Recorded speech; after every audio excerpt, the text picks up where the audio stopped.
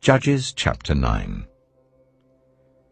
Abimelech, son of Jerubbaal, went to his mother's brothers in Shechem and said to them and to all his mother's clan, "Ask all the citizens of Shechem, which is better for you, to have all 70 of Jerubbaal's sons rule over you, or just one man?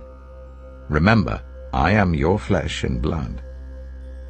When the brothers repeated all this to the citizens of Shechem, they were inclined to follow Abimelech, for they said, "He is related to us."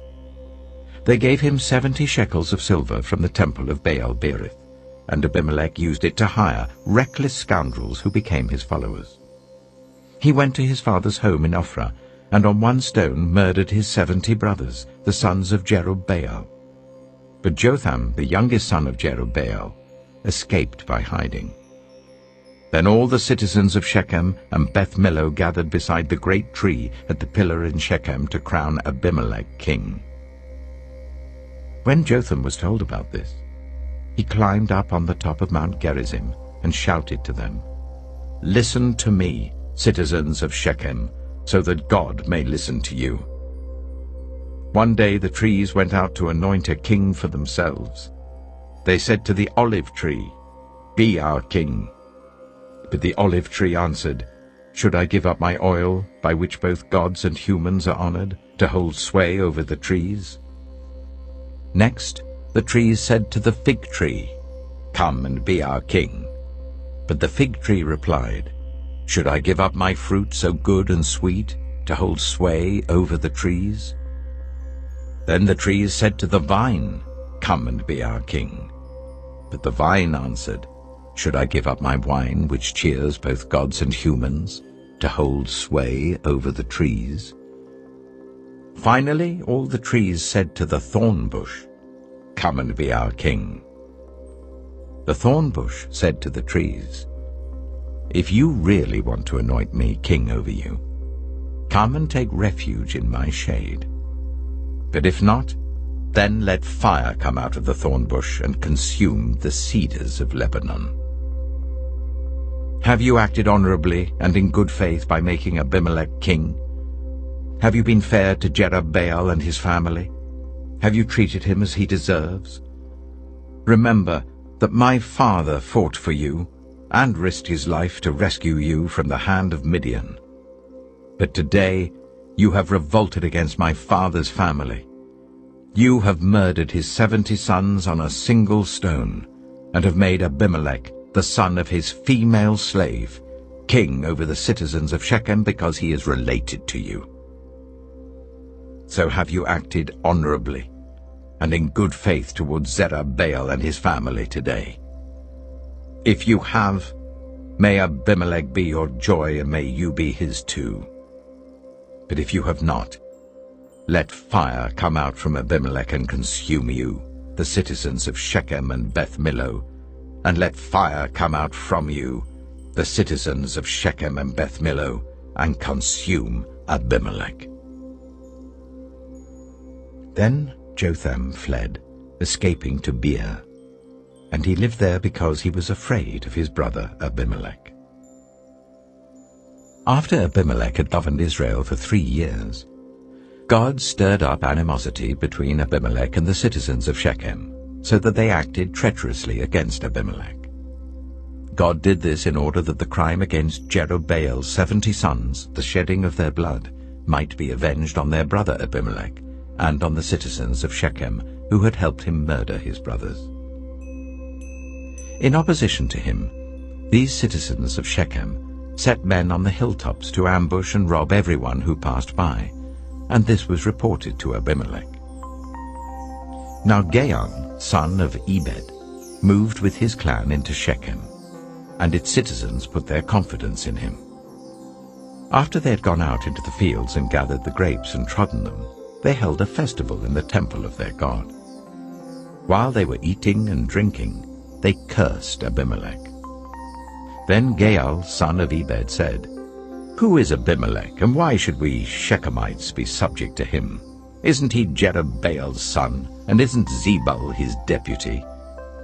Serve the family of Hamor, Shechem's father. Why should we serve Abimelech? If only this people were under my command, then I would get rid of him. I would say to Abimelech, call out your whole army.